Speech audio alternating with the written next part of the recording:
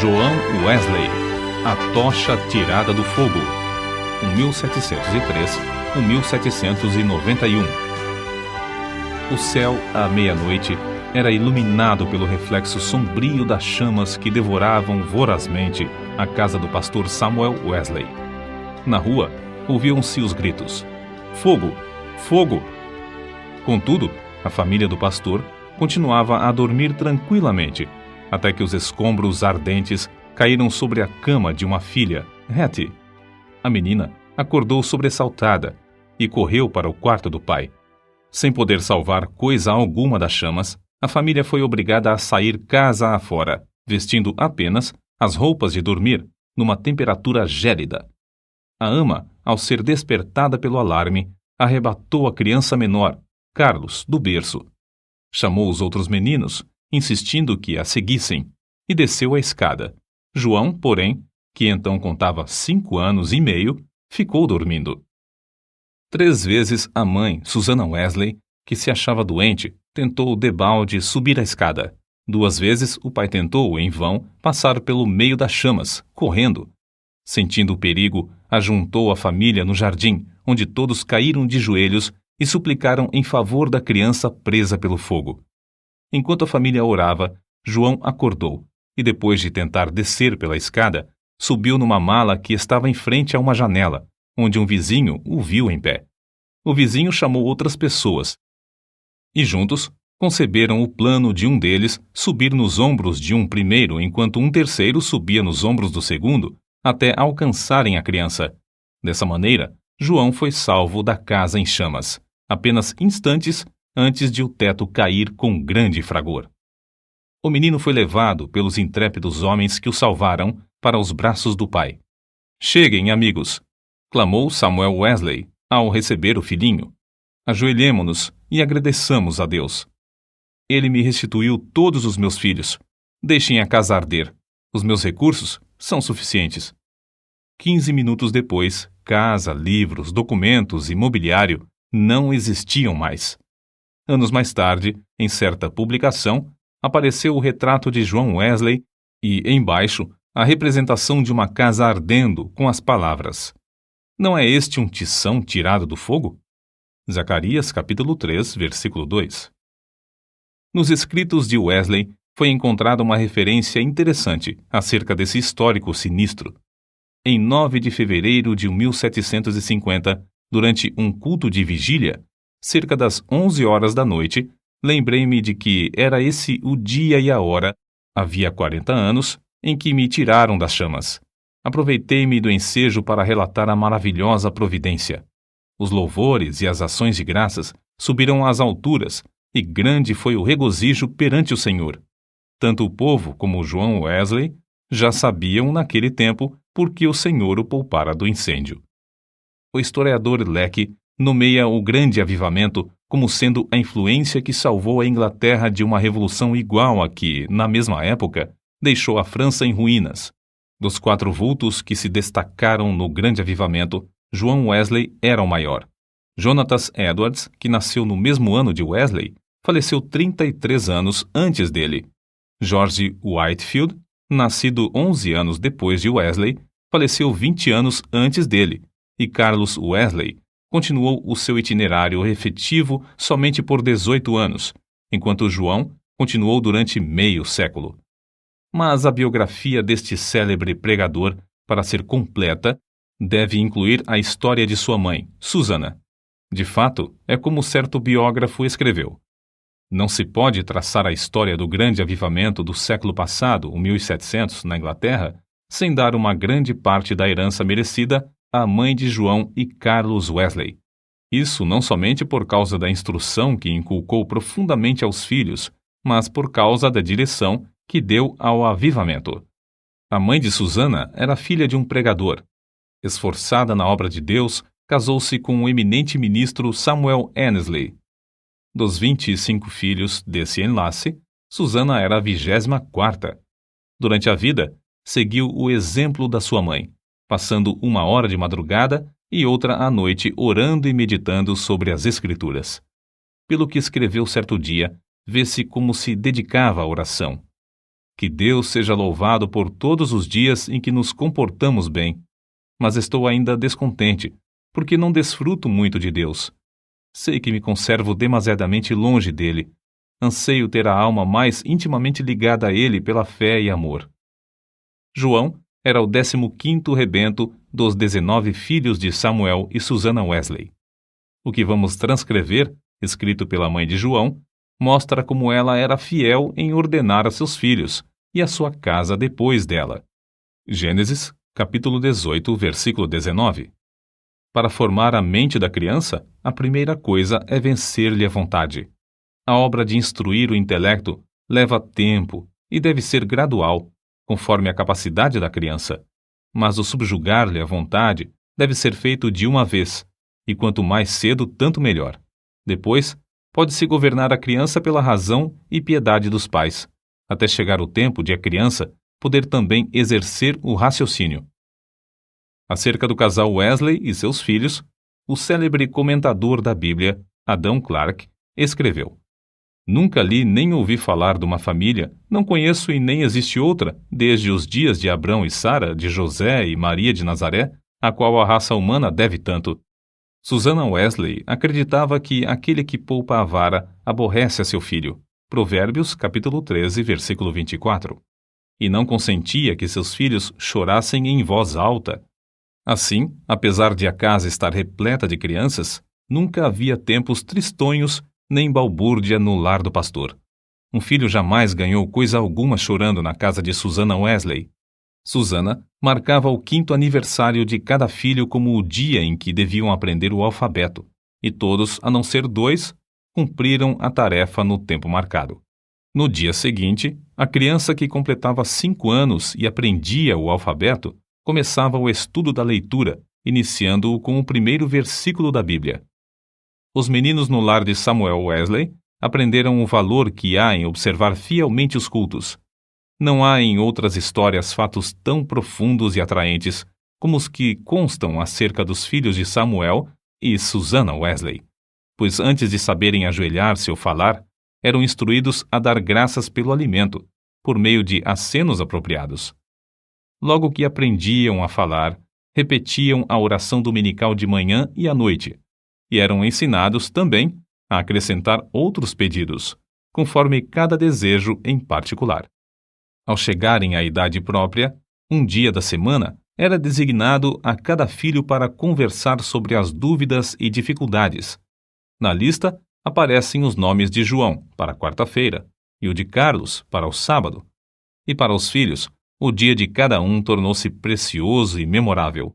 É comovente ler o que João Wesley, 20 anos depois de sair da casa paterna, disse à sua mãe: Em muitas coisas, a senhora tem intercedido por mim e tem prevalecido.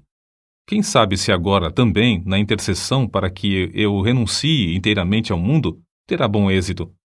Sem dúvida, será tão eficaz para corrigir o meu coração como era, então, para formar o meu caráter. Depois do espetacular livramento de João do incêndio, sua mãe, profundamente convencida de que Deus tinha grandes planos para seu filho, resolveu firmemente criá-lo para servir e ser útil na obra de Cristo. Susannah escreveu estas palavras nas suas meditações particulares: Senhor, esforçar-me-ei mais definitivamente em prol desta criança, a qual salvaste tão misericordiosamente. Procurarei transmitir-lhe fielmente ao coração os princípios da tua religião e virtude. Senhor, dá-me a graça necessária para fazer isso sincera e sabiamente, e abençoa os meus esforços com grande êxito. Ela era tão fiel em cumprir sua resolução que João foi admitido a participar da ceia do Senhor com a idade de 8 anos.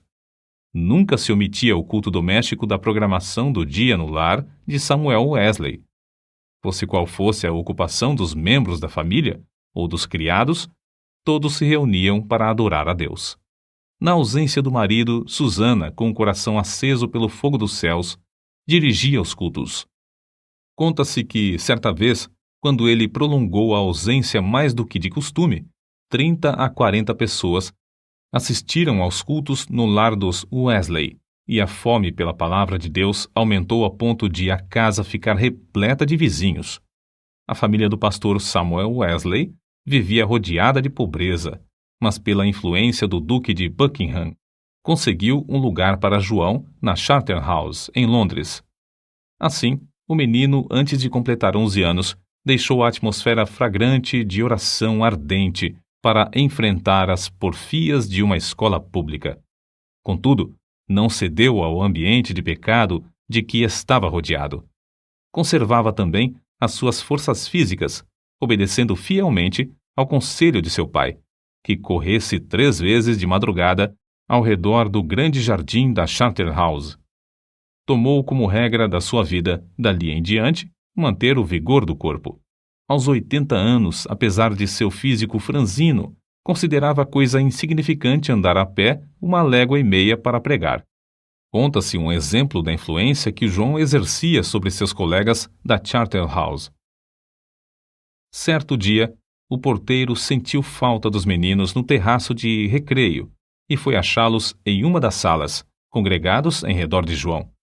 Este contava-lhes histórias instrutivas, as quais atraíam-lhes mais do que o recreio. Acerca desse tempo, João Wesley escreveu: Eu participava de várias coisas que reconhecia como sendo pecado, embora não fossem escandalosas aos olhos do mundo. Contudo, continuei a ler as Escrituras e a orar de manhã e à noite. Baseava a minha salvação sobre os seguintes pontos. Primeiro, não me considerava tão perverso como o próximo. Segundo, conservava a inclinação de ser religioso. Terceiro, lia a Bíblia, assistia aos cultos e fazia oração. Depois de estudar 6 anos na Charterhouse, Wesley cursou em Oxford, tornando-se proficiente no latim, grego, hebraico e francês. Mas seu interesse principal não era o intelecto. Sobre esse assunto, ele escreveu: Comecei a reconhecer que a religião verdadeira tem a sua fonte no coração. Reservei 2 horas, todos os dias, para ficar sozinho com Deus. Participava da ceia do Senhor de 8 em 8 dias. Guardei-me de todo pecado, quer de palavras, quer de atos. Assim, na base das boas obras que praticava, eu me considerava um bom crente. João se esforçava para levantar-se diariamente às 4 horas. Por meio de anotações que registravam suas atividades cotidianas, conseguia dar conta de seu tempo para não desperdiçar um só momento. Continuou a observar esse costume até quase o último dia da sua vida. Certo dia, quando ainda jovem, assistiu a um enterro em companhia de um moço e conseguiu levá-lo a Cristo, ganhando assim a primeira alma para seu Salvador. Alguns meses depois, com a idade de 24 anos e depois de um período de oração, foi separado para o diaconato. Enquanto estudava em Oxford, juntava-se a um pequeno grupo de estudantes para orar, estudar as Escrituras diariamente, jejuar às quartas e sextas-feiras, visitar os doentes e encarcerados e confortar os criminosos na hora da execução. Todas as manhãs e todas as noites, cada um passava 1 hora orando sozinho em oculto. Durante as orações, paravam de vez em quando para observar se clamavam com o devido fervor. Sempre oravam ao entrar e ao sair dos cultos na igreja. Mais tarde, 3 dos membros desse grupo tornaram-se famosos entre os crentes. Primeiro, João Wesley, que talvez tenha feito mais que qualquer outro para aprofundar a vida espiritual, não somente na época, mas também em nossos dias. Segundo, Carlos Wesley, que chegou a ser um dos mais espirituais e famosos escritores de hinos evangélicos. E terceiro, George Whitefield, que se tornou o comovente pregador ao ar livre. Naquele tempo, sentia-se a influência de João Wesley em muitas partes das Américas, e hoje ainda é sentida. Contudo, passou menos de 2 anos nesse continente, e isto durante o período de sua vida em que se achava perturbado por causa de dúvidas. Aceitou a chamada para pregar o evangelho aos silvícolas na colônia de Geórgia, desejoso de ganhar sua salvação por meio de boas obras. Pensou que vaidade e ostentação mundana não se encontrariam nas matas da América. Como era característico em sua vida, a bordo do navio em viagem à América do Norte, observava com outros de seu grupo um programa para não desperdiçar um momento durante o dia. Levantava-se às 4 da manhã e deitava-se depois das 21 horas. As primeiras 3 horas do dia eram dedicadas à oração e ao estudo das Escrituras. Depois de cumprir tudo o que estava indicado no programa do dia, o cansaço era tanto que, não obstante o bramido do mar e o balanço do navio, dormiam sem perturbação, deitados sobre um cobertor estendido no convés. Na Geórgia, a população inteira afluía à igreja para ouvir a sua pregação. A influência de seus sermões foi tal que, depois de 10 dias, uma sala de baile ficou quase inteiramente abandonada, enquanto a igreja se enchia de pessoas que oravam e eram salvas. Whitefield, que desembarcou na Geórgia alguns meses depois de Wesley voltar à Inglaterra, assim descreveu o que viu. O êxito de João Wesley na América é indizível. Seu nome é precioso entre o povo, onde lançou os alicerces que nem os homens nem os demônios podem abalar. Oh, que eu possa segui-lo como ele seguiu a Cristo! Porém, a Wesley faltava uma coisa muito importante, conforme se vê pelos acontecimentos que o levaram a sair da Geórgia, como ele mesmo escreveu. Faz 2 anos e quase 4 meses que deixei a minha terra natal para pregar Cristo aos índios da Geórgia. Entretanto, o que cheguei eu a saber? Ora, vim a saber o que eu menos esperava. Fui à América para converter outros, mas nunca fora realmente convertido a Deus. Depois de voltar à Inglaterra, João Wesley começou a servir a Deus com a fé de um filho e não mais com a fé de um simples servo. Acerca desse assunto, eis o que ele escreveu. Não reconhecia que esta fé era dada instantaneamente, que o homem podia sair das trevas para a luz imediatamente, do pecado e da miséria para a justiça e gozo do Espírito Santo. Examinei de novo as Escrituras sobre este ponto, especialmente Atos dos Apóstolos. Fiquei grandemente surpreendido ao ver quase que somente conversões instantâneas, quase nenhuma tão demorada como a de Saulo de Tarso. Desde então, começou a sentir mais e mais fome e sede de justiça, a justiça de Deus pela fé. Fracassara na sua primeira tentativa de pregar o Evangelho na América porque, apesar de seu zelo e bondade de caráter, o cristianismo que possuía era uma coisa que recebera por instrução. Mas a segunda etapa de seu ministério destacou-se por um êxito fenomenal. E porque o fogo de Deus ardia na sua alma, chegara a ter contato direto com Deus através de uma experiência pessoal. Relatamos aqui, com suas próprias palavras, o episódio no qual o Espírito testificou ao seu espírito que era filho de Deus e que veio transformar completamente a sua vida. Eram quase 5 horas, hoje, quando abri o Novo Testamento, e encontrei estas palavras. Ele nos tem dado grandíssimas e preciosas promessas para que, por elas, fiqueis participantes da natureza divina. Segunda carta de Pedro, capítulo 1, versículo 4. Antes de sair, abri mais uma vez o Novo Testamento, para ler estas outras palavras. Não estás longe do reino de Deus. Marcos, capítulo 12, versículo 34. À noite, senti-me impelido a assistir em Aldersgate. Senti o coração abrasado. Confiei em Cristo, somente em Cristo, para a salvação. Foi-me dada a certeza de que Ele levara os meus pecados e de que me salvara da lei do pecado e da morte. Comecei a orar com todas as minhas forças e testifiquei a todos os presentes do que sentia no coração. Depois dessa experiência em Aldersgate, Wesley aspirava a bênçãos ainda maiores do Senhor, conforme ele mesmo escreveu. Eu suplicava a Deus que cumprisse todas as suas promessas na minha alma. O Senhor honrou este anelo, em parte, não muito depois, enquanto eu orava com Carlos, Whitefield e cerca de 60 outros crentes, em Fetter Lane. São de João Wesley também estas palavras. Cerca de 3 horas da madrugada, enquanto perseverávamos em oração, Romanos capítulo 12, versículo 12, o poder de Deus nos sobreveio de tal maneira que bradamos impulsionados de grande gozo, e muitos caíram ao chão. A seguir, ao passar um pouco o temor e a surpresa que sentimos na presença da majestade divina, rompemos em uma só voz. Louvamos-te, ó Deus, aceitamos-te como Senhor.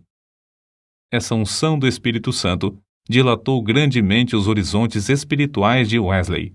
O seu ministério tornou-se excepcionalmente frutuoso, e ele trabalhou ininterruptamente durante 54 anos, com o coração abrasado pelo amor divino. Um pastor prega, em média, 100 vezes por ano, mas João Wesley pregou cerca de 780 vezes por ano, durante 54 anos. Esse homenzinho, de apenas 1,66 m de altura e pesando menos de 60 quilos, dirigia-se a grandes multidões e sob as maiores provações. Quando as igrejas lhe fecharam as portas, levantou-se para pregar ao ar livre.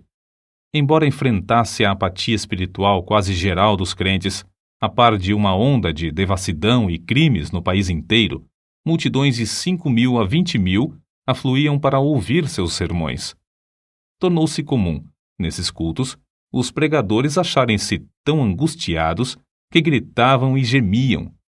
Se materialistas célebres, tais como Voltaire e Thomas Paine, gritaram de convicção ao se encontrarem com Deus no leito de morte, não é de admirar que centenas de pecadores gemessem, gritassem e caíssem ao chão como mortos, quando o Espírito Santo os levava a sentir a presença de Deus. Multidões de perdidos, assim, tornavam-se novas criaturas em Cristo Jesus nos cultos de João Wesley. Muitas vezes, os ouvintes eram levados às alturas de amor, gozo e admiração. Recebiam também visões da perfeição divina e das excelências de Cristo, até ficarem algumas horas como mortos. Ver Apocalipse capítulo 1, versículo 17. Como todos os que invadem o território de Satanás, os irmãos Carlos e João Wesley tinham de sofrer terríveis perseguições. Em Moorfield, os inimigos do Evangelho acabaram com o culto, destruindo a mesa em que João subira para pregar, e o insultaram e maltrataram. Em Sheffield, a casa foi demolida sobre a cabeça dos crentes. Em Wednesbury, destruíram as casas, roupas e móveis dos fiéis, deixando-os desabrigados, expostos à neve e ao temporal.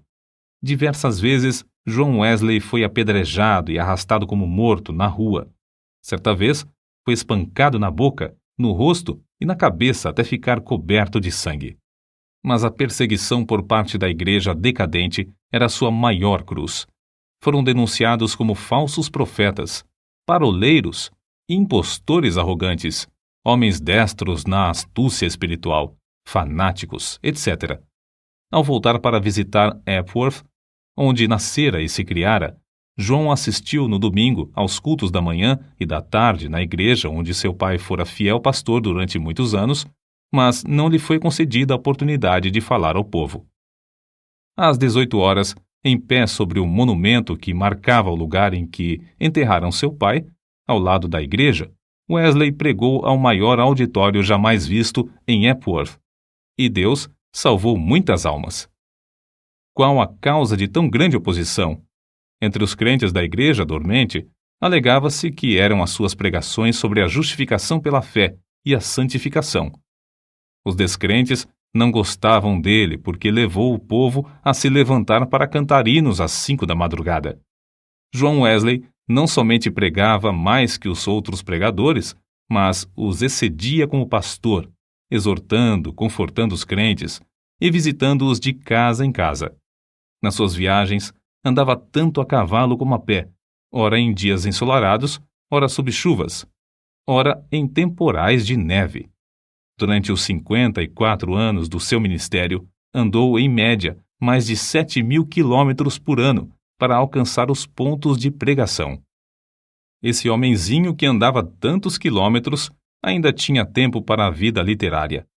Leu não menos de 1.200 tomos, a maior parte enquanto andava a cavalo.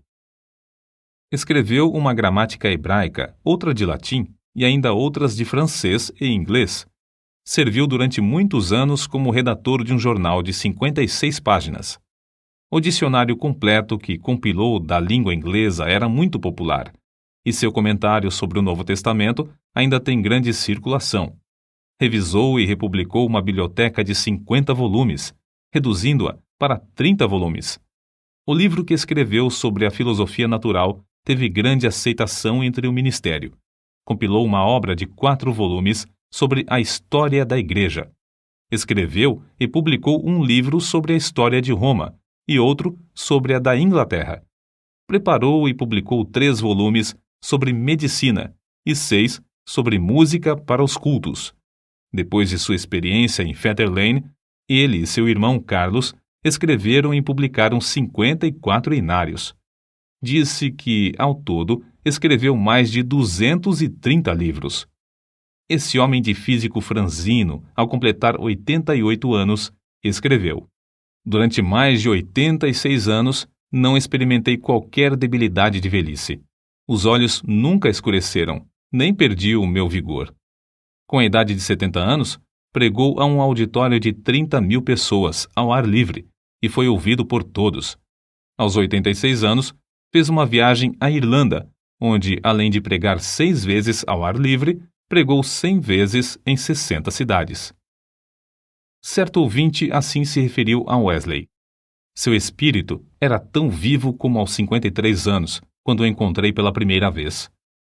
Atribuiu a sua saúde aos seguintes fatores: primeiro, ao exercício constante e ar fresco; segundo, ao fato de nunca, mesmo doente ou com saúde, em terra ou no mar, haver perdido uma noite de sono desde o seu nascimento, o que não o impedia de participar das vigílias na igreja. Terceiro, a habilidade de dormir de dia ou de noite ao sentir-se cansado. Quarto, ao fato de, por mais de 60 anos, ter o hábito de levantar-se às 4 horas da manhã. Quinto, ao costume de sempre orar às 5 da manhã, durante mais de 50 anos. Sexto, ao fato de quase nunca sofrer de dor, desânimo ou preocupações durante a vida inteira. Não nos devemos esquecer da fonte desse vigor que John Wesley manifestava. Passava 2 horas diariamente em oração, e muitas vezes mais. Certo crente que o conhecia intimamente assim escreveu acerca dele: "Considerava a oração a coisa mais importante da vida, e eu o tenho visto sair do quarto com uma serenidade de alma visível no rosto até quase brilhar." A qualquer história da vida de John Wesley faltará o ponto principal, se não se fizer menção dos cultos de vigília que se realizavam uma vez por mês entre os crentes. Esses cultos se iniciavam às 20 horas e continuavam até depois da meia-noite, ou até cair o Espírito Santo sobre eles. Baseavam tais cultos sobre as referências no Novo Testamento acerca de noites inteiras passadas em oração. Foi assim que alguém se referiu ao sucesso. Explica-se o poder de Wesley pelo fato de ele ser homo unius libri, isto é, um homem de um livro, e esse livro é a Bíblia. Pouco antes da sua morte, escreveu: "Hoje passamos o dia em jejum e oração para que Deus alargasse a sua obra. Só encerramos depois de uma noite de vigília, na qual o coração de muitos irmãos foi grandemente confortado." No diário de John Wesley, há diversas anotações sobre oração e jejum. Entre outras coisas, ele escreveu o seguinte: "Enquanto cursava em Oxford, jejuávamos às quartas e às sextas-feiras, como faziam os crentes primitivos em todos os lugares." Escreveu Epifânio: "Quem não sabe que o jejum das quartas e das sextas-feiras é observado pelos crentes do mundo inteiro?